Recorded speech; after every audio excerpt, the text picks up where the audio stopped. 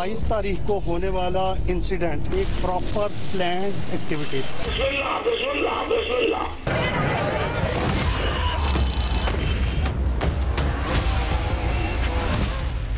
6 बंदे हैं की पर्संस जिनको पाकिस्तान रेंजर्स सिंध ने पकड़ा है, जो इसको प्लान करने में और एग्जीक्यूट करने में मुलविस थे।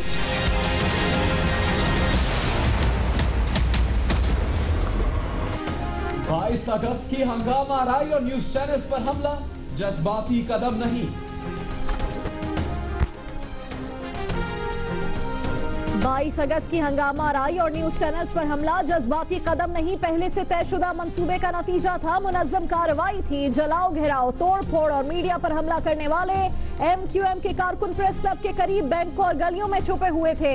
MQM लेबर डिवीजन से ताल्लुक रखने वाले 2 बैंकों के एहलकारों ने कुछ कारकुनों को अपने पास छुपाया, दोपहर का खाना खिलाया। मुत्तहिदा के कायद की रियासत मुखालिफ तकरीर के बाद उन्हें निकाल कर मीडिया पर हमला कराया। DG रेंजर्स ने मामला साफ कर दिया। 22 अगस्त को MQM के कायद ने जब पाकिस्तान मुखालिफत बात की, कारकुनों को इश्तियाल दिलाया, तो फारूक सत्तार और दीगर रहनुमा वहां मौजूद थे। DG रेंजर्स कहते हैं सब मंसूबा बंदी से हुआ। क्या फारूक सत्तार और आमिर खान को इस मंसूबा बंदी का इल्म था? क्या वो इसमें शामिल थे? अगर नहीं तो अचानक कहां गायब हो गए? कारकुनों को कंट्रोल क्यों नहीं किया? क्या MQM आज इन सवालों का जवाब देगी?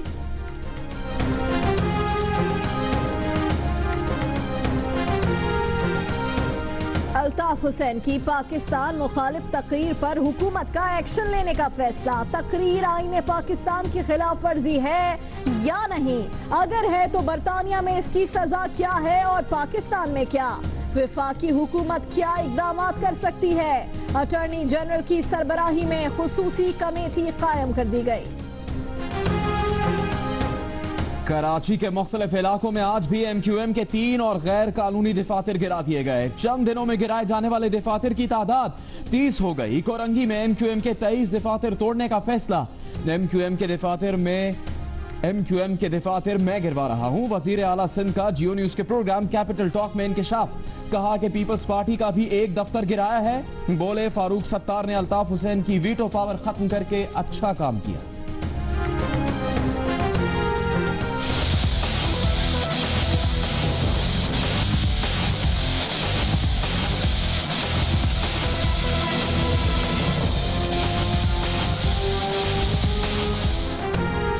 पैक मंसूबे से तरक्की का दौर आएगा। $46 बिलियन में से $35 बिलियन तवानाई के लिए रखे जाएंगे। 10 बिलियन रेलवे और इंफ्रास्ट्रक्चर के लिए रखे जाएंगे। 2018 तक 10,400 मेगावाट बिजली हासिल होगी, जबकि अगले 10 साल के दौरान 30,000 मेगावाट बिजली सिस्टम में दाखिल होगी। CPEC सिर्फ पाकिस्तान बल्कि दुनिया के लिए गेम चेंजर साबित होगा। वजीर आजम नवाज शरीफ का पाक चीन इक्तिसादी राहदारी कॉन्फ्रेंस से खिताब। वफाकी वजीर एहसन इकबाल ने कहा है कि तमाम साजिशें नाकाम हो गईं। इसहाक डार कहते हैं पाकिस्तानी मईशत में 6 से 9% सालाना तरक्की की सलाहियत है। CPEC के नतीजे में पाकिस्तान में बिजनेस और एक्सपोर्ट में इजाफा होगा।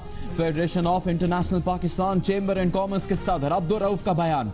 पाकिस्तान और चीन का रिश्ता अब अजीम हो गया है। चीनी सफीर की गुफ्तगू।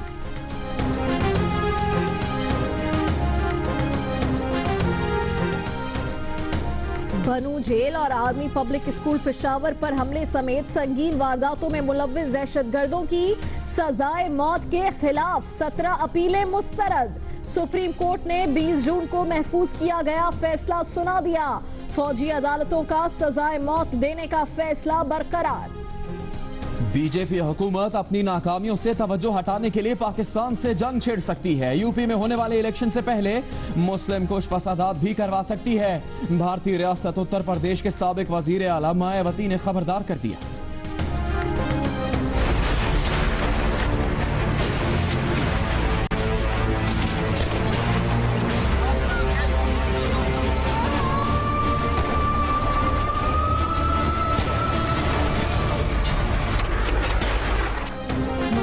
कश्मीर में शहरियों को बीनाई से महरूम किया जा रहा है। 570 से जायद कश्मीरियों को शदीद नुकसान पहुंचा। काबिज भारतीय फोर्सेस की जानिब से छर्रे वाली गन के इस्तेमाल पर अमरीकी मीडिया भी फट पड़ा। कराची क्या जेल से कंट्रोल होगा? संगीन मुकदमात में गिरफ्तार MQM के मेयर वसीम अख्तर कल अपने ओहदे का हल्फ उठाएंगे। बल्दियाती इदारे भी कल से काम शुरू कर देंगे, लेकिन इलेक्शन कमिश्नर सिंध ने हल्फ बर्दारी की तकरीब में मेयर की कामयाबी का नोटिफिकेशन जारी होने से मशरूत कर दिया।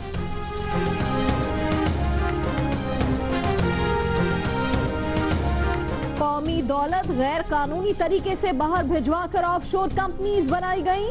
पैनमा मामले पर अवाम को तशवीश है, सुप्रीम कोर्ट की मदाखलत जरूरी है। तहरीक इंसाफ ने वजीर आजम और अहले खाना के खिलाफ सुप्रीम कोर्ट से रुजू कर लिया। अवाम फैसला कर चुके हैं कि करप्ट लीडर के पीछे नहीं चलेंगे। वजीर आजम करप्ट होता है तो वो सारे इदारों को तबाह कर देता है। इमरान खान का बोरेवाला में खिताब। तहरीक इंसाफ की पटिशन का भी वही हशर होगा जो 3 साल से इस जमात की दीगर तहरीकों और पटिशंस का हो रहा है। Imran Khan supreme court, election commission और स्पीकर का फैसला कबूल करने के लिए तैयार रहे। नून लीग के रहनुमा तलाल चौधरी का रद्द अमल।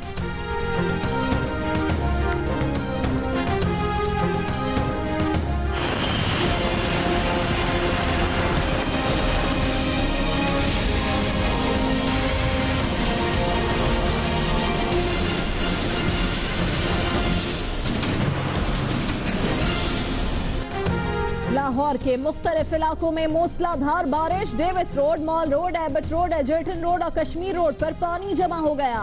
सड़कों पर ट्रैफिक दरहम बरहम, गाड़ियों की लंबी कतारें। कई मकामात पर गाड़ियां और मोटरसाइकिलें बंद हो गई। एम्बुलेंसें भी फंसी नजर आई। स्कूलों में छुट्टी के बाद बच्चे घुटनों घुटनों पानी से गुजरने पर मजबूर। कई इलाकों में फीडर ट्रिप, शहरी बिजली से महरूम।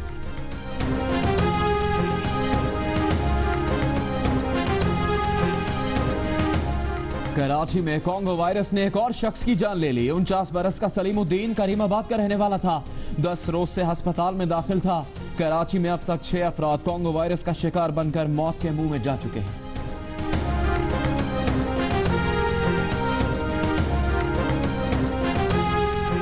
रैंकिंग परेशान कुन, कारकर्दगी मायूस कुन। इंग्लैंड के खिलाफ सीरीज बचाने के लिए पाकिस्तानी टीम कल सर धड़ की बाजी लगाएगी। नॉटिंघम में सजेगा मैदान। स्पीड स्टार शुएब अख्तर ने भी टीम में तब्दील। सबसे पहले आपको बताएं कि DG Rangers major general Bilal Akbar ने कहा है कि 22 अगस्त को कराची में जो कुछ भी हुआ मंसूबाबंदी के तहत हुआ। मीडिया हाउसेस पर हमले और फायरिंग में मुलविस MQM के कारकुन पहले से एतराफ की गलियों में मौजूद थे। करीबी बैंकों में मौजूद मुत्तहिदा लेबर डिवीजन से मुंसलिक अमले ने मुल्जिमान के लिए सहूलतकार का किरदार अदा किया।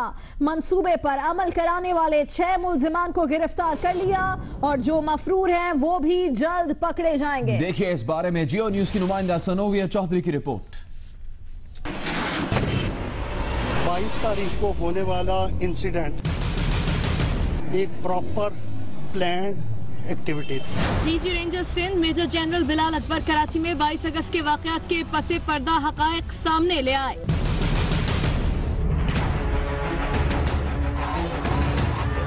बताया कि उस दिन कराची प्रेस क्लब के अतराफ जो कुछ हुआ बाकायदा मंसूबा बंदी के तहत हुआ। जलाओ, घेराव, मीडिया हाउसेस पर हमला और फायरिंग, ये सब कुछ किसी अचानक या जज्बाती रद्द अमल का नतीजा न था, किसी की हिदायत पर किया गया।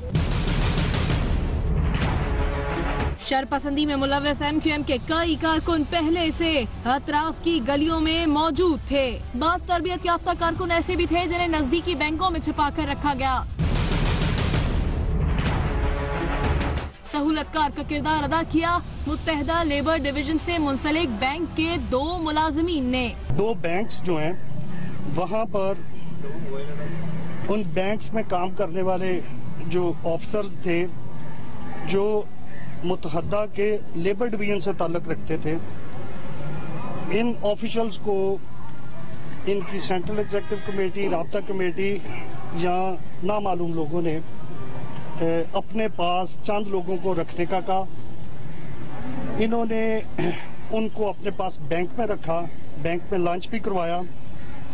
उनके साथ मुंसलिक लड़के दाएं बाएं की स्ट्रीट्स में छुपे हुए थे। डीजी रेंजर्स का कहना था कि बैंक मुलाजिम समेत वाकये में मुलविस 6 मुल्जिमान को गिरफ्तार कर लिया, जबकि 1 मफरूर है। इन 6 बंदों ने अपने बाकी साथी बताए हैं। इन 6 बंदों ने ये भी बताया कि डंडे और बर्चियां कौन लेके आया था, उसने किस किस को डिस्ट्रीब्यूट की थी।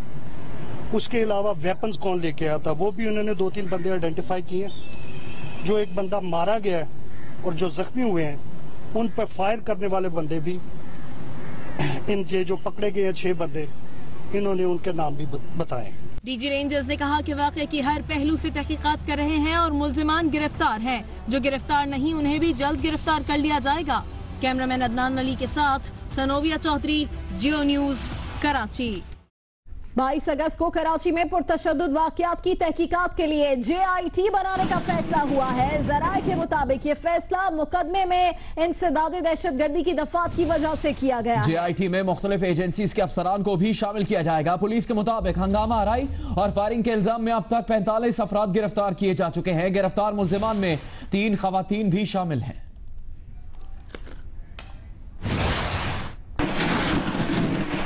MQM के बानी की पाकिस्तान मुखालिफ तहरीक और पार्टी से मुतालिक कार्रवाई। विफाकी हुकूमत ने अटॉर्नी जनरल की सरबराही में कमेटी कायम कर दी है। जराए के मुताबिक कमेटी MQM के बानी के खिलाफ बरतानिया को रेफरेंस भिजवाने का जायजा लेगी। कमेटी MQM के खिलाफ आर्टिकल 17A के तहत मुमकिन कार्रवाई पर भी सिफारिशात मुरतब करेगी। जराए के मुताबिक खुसूसी कमेटी 2 हफ्तों में अपना काम मुकम्मल कर लेगी। इसी हवाले से देखिए आसिफ अली भट्टी की रिपोर्ट। वफाकी हुकूमत के कानूनी मुशीरों के जराए के मुताबिक खुसूसी कमेटी कायद MQM की पाकिस्तान मुखालिफ तकरीर और उसकी हिमायत से मुताल्लिक शवाहिद इकट्ठे करेगी। कमेटी जायजा लेगी कि बैरून मुल्क बैठे शख्स का जुर्म आईन पाकिस्तान की खिलाफ वर्जी है या नहीं। अगर है तो बरतानिया में उसकी सजा क्या है और पाकिस्तान में क्या। कमेटी ये भी जायजा लेगी कि दस्तूर पाकिस्तान के तहत कोई जमात पाकिस्तान मुखालिफ एजेंडे की हिमायत करती है तो उसके खिलाफ क्या इकदामात उठाए जा सकते हैं। आला सतह जराए के मुताबिक वफाकी हुकूमत ने खुसूसी कमेटी अटॉर्नी जनरल पाकिस्तान की सरबराही में बनाई है। कानून और दाखिला के वफाकी सेक्रेटरी समेत 4 सूबाई सेक्रेटरीज दाखिला और दीगर हुकाम कमेटी के रुकन होंगे।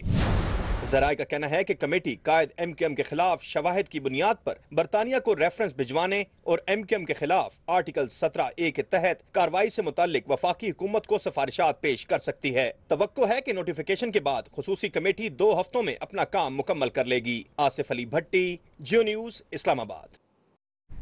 22 अगस्त को MQM के कायद ने जब पाकिस्तान मुखालिफ बात की, कारकुनों को इश्तियाल दिलाया तो फारूक सत्तार और दीगर रहनुमा वहां मौजूद थे। अब डीजी रेंजर्स कहते हैं कि ये सब मंसूबाबंदी से हुआ, तो इस पर कई सवालात उठते हैं। सवाल ये कि क्या फारूक सत्तार और आमिर खान को इस मंसूबाबंदी का इल्म था?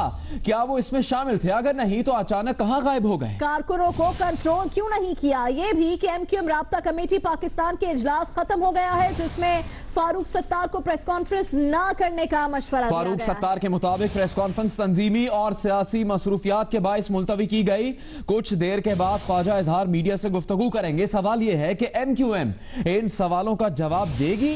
22 अगस्त को फारूक सत्तार समेत दूसरे रहनुमाओं ने कारकुनों को कंट्रोल क्यों नहीं किया?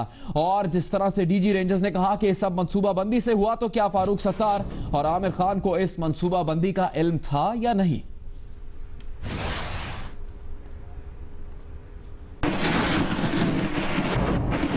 फारूक सत्तार ने कल मीडिया से गुफ्तगू करते हुए कहा था कि वो आज प्रेस कॉन्फ्रेंस करेंगे। और उन्होंने ये भी कहा कि आज की जो प्रेस कॉन्फ्रेंस होगी वो एंटरटेनमेंट से भरपूर होगी।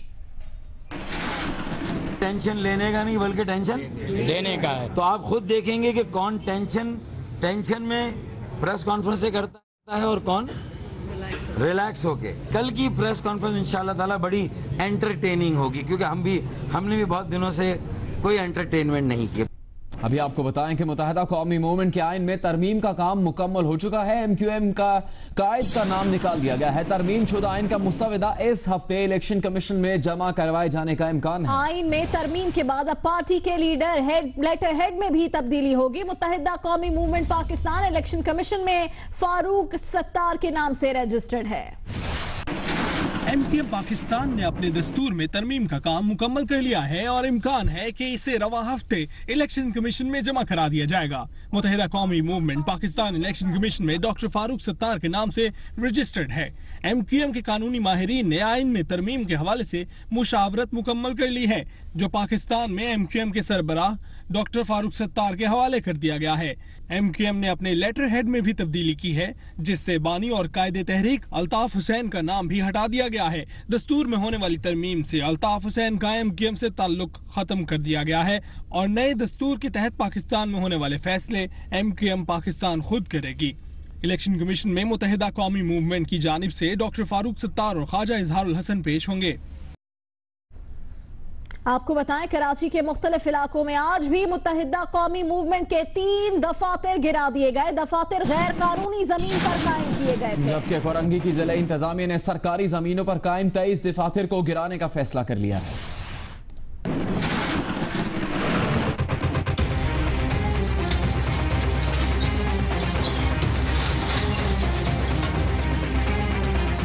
जाफर तैयार सोसाइटी, मलीर, दिल्ली कॉलोनी और गुलशन इकबाल, ये है वो इलाके जहां MQM के मजीद 3 दफातर को गिरा दिया गया। 3 दफातर गैर कानूनी जमीन पर तामीर किए गए थे। जराये ने बताया कि कोरंगी की जिला इंतजामिया ने अपनी हुदूद में वाक़ मुत्तहिदा के जिन दफातर को गिराने का फैसला किया है, उनकी तादाद 23 है। ये दफातर भी स्कूल, डिस्पेंसरी, पार्क और रफाही प्लॉटों पर कायम है और इन्हें पहले ही सील किया जा चुका है। गिराने की कार्रवाई किसी भी वक्त शुरू हो सकती है। डिस्ट्रिक्ट ईस्ट में MQM के 32 गैर कानूनी दफातर हैं, इनमें से 6 को गिराया जा चुका, जबकि मजमूई तौर पर शहर भर में मुत्तहिदा के 30 दफातर तोड़े जा चुके हैं। वजीर आला सिंध ने इंकशाफ किया है कि MQM के गैर कानूनी दफातर उनके हुक्म पर गिराए जा रहे हैं। जियो न्यूज के प्रोग्राम कैपिटल टॉक में गुफ्तगू करते हुए मुराद अली शाह ने बताया कि पीपल्स पार्टी का भी एक गैर कानूनी दफ्तर गिराया गया है। साथ में उन्होंने ये भी कहा कि फारूक सत्तार ने अल्ताफ हुसैन की वीटो पावर खत्म करके अच्छा किया। तो दफातर मस्मार करने का हुक्म है, ये आपने जारी किया? ये मेरी कंसेंट से हुआ है जी, बिल्कुल आपकी कंसेंट से हुआ? हम सुनते थे कि अल्ताफ हुसैन ने तौसीक कर दी है राब्ता कमेटी की। अगर ऐसा कोई था और उन्होंने ख़त्म कर दिया, उनको पावर है, तो अच्छी बात है, इसलिए कि उस वीटो पावर के साथ तो ये पॉलिटिकल पार्टी अब चल नहीं सकेगी।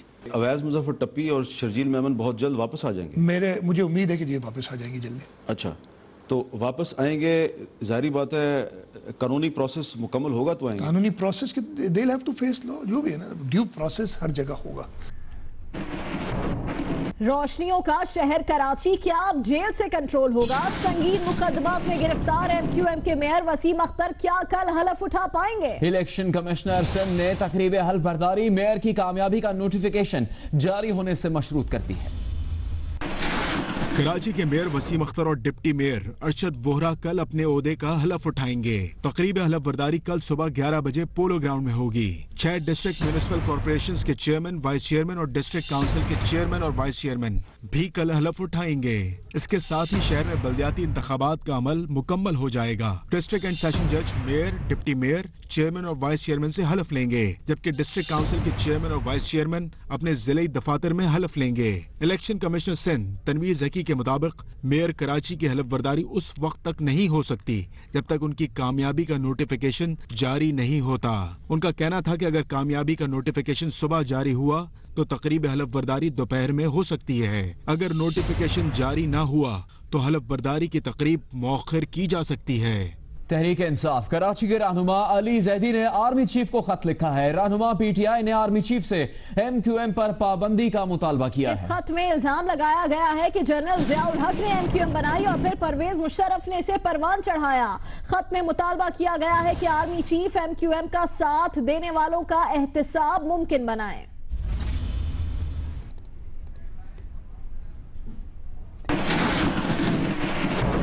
बुलेटिन में आगे बढ़ते हुए आपको एक खबर दें कि तहरीक इंसाफ ने वजीर आजम नवाज शरीफ की पार्लियामेंट में तकरीर को बुनियाद बनाकर उनकी नाअहली की दरखास्त सुप्रीम कोर्ट में दायर कर दी है। दरखास्त में मौक़िफ़ इख्तियार किया गया है कि वजीर आजम ने पार्लियामेंट के सामने हकायक को झुटलाया। वजीर आजम और उनके अहले खाना के खिलाफ सुप्रीम कोर्ट में जमा कराई गई तहरीक इंसाफ की दरखास्त में मौक़िफ़ अपनाया गया है कि पैनामा लीक्स का मामला कौमी और अवामी मफाद का है। पैनामा लीक्स का मामला पूरी कौम के लिए बाइस तशवीश है। पैनामा मामला की तहकीकात के लिए सुप्रीम कोर्ट की मुदाखलत जरूरी है। कौमी दौलत गैर कानूनी तरीके से बाहर भिजवा कर ऑफशोर कंपनियां बनाई गयी। ऑफशोर कंपनियों पर नवाज शरीफ और उनके बच्चों के बयानात में तजाद है। नवाज शरीफ और उनकी फैमिली का नाम ECL में डाला जाए। चेयरमैन नैब को लूटी रकम वापसी का हुक्म दिया जाए। तहरीक इंसाफ की दरखास्त में सेक्रेटरी दाखिला, सेक्रेटरी कानून, नैब, वजारत कानून और FBR को फरीक बनाया गया है। तहरीक इंसाफ की दरखास्त के मतन के मुताबिक वजीर आजम ने ऐवान में कहा कि प्रॉपर्टी 2005 में खरीदी, जबकि दर हकीकत नवाज शरीफ ने लंदन की प्रॉपर्टी 1993 और 1996 में खरीदी। दरखास्त में वजीर आजम की प्रॉपर्टी से मुतालिक दस्तावेजात भी मुंसलिक की गई हैं और सवाल उठाया गया है कि प्रॉपर्टीज मरियम नवाज और हुसैन नवाज की हैं तो असासों में क्यों डिक्लेयर नहीं किया गया। इस मौके पर मीडिया से गुफ्तगू में तहरीक इंसाफ के वकील नईम बुखारी ने कहा कि उनकी दरखास्त में वजीर आजम और उनके खानदान को फरीक बनाने के अलावा भी दीगर बहुत सी दरखास्तें हैं। इसमें मियां साहब जो हमारे वजीर आजम हैं उनकी नाअहली, उनके दामाद की नाअहली, इसहाक डार साहब की नाअहली के अलावा और बहुत सी दरखास्तें हैं इसमें फिक्र हैं। इसमें चेयरमैन नैब के खिलाफ 209 की कार्रवाई, आर्टिकल 209 की कार्रवाई करना है। उसमें जो हमारी FBR है जिसने कोई काम नहीं किया इस मामले में, उसको तहकीक करने का भी हुक्म माना है। इस पिटिशन का बुनियादी मकसद ये है कि नवाज शरीफ साहब को उनके ओहदे के लिए और कौमी असम्बली की रुकनीत के लिए नाअहल करार दिया जाए।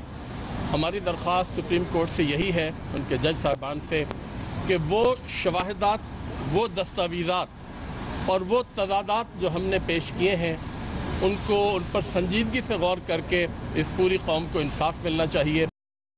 चेयरमैन तहरीक इंसाफ इमरान खान ने कहा है कि वजीर आजम ने अपनी करप्शन छुपाने के लिए रियासती इदारों को तबाह किया है। इमरान खान ने कहा कि सुप्रीम कोर्ट में दायर पिटीशन का मकसद ये देखना है कि क्या कमजोर और ताकतवर के लिए कानून एक ही है।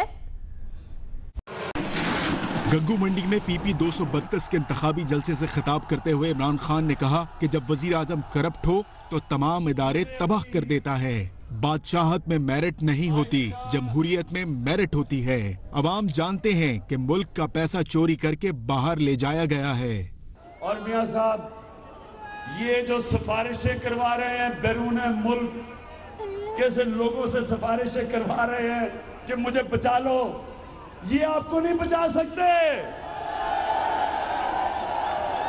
ये हमें पता है किन ममालिक के पास आप हाथ जोड़ रहे हैं कि जी मुझे पैनमा से बचा लो, आप नहीं बच सकते। चेयरमैन तहरीक इंसाफ का कहना था कि कराची के लोग मुहिब्बे वतन हैं। लंदन में बैठे शख्स का दौर खत्म हो गया है। जो अल्ताफ हुसैन ने पाकिस्तान के खिलाफ बात की, मैं इंशाल्लाह कराची के लोगों को बताऊंगा कि मैं कराची के लोगों को जानता हूं, वो पाकिस्तानी है, वो पाकिस्तान के लिए लड़ मर जाएंगे, जान देने के लिए तैयार है। और एक आदमी जो लंदन में बैठ के 23 साल से दहशतगर्दी कर रहा है, उसका दौर खत्म हो गया है और खत्म हो जाएगा और हम खत्म कर देंगे।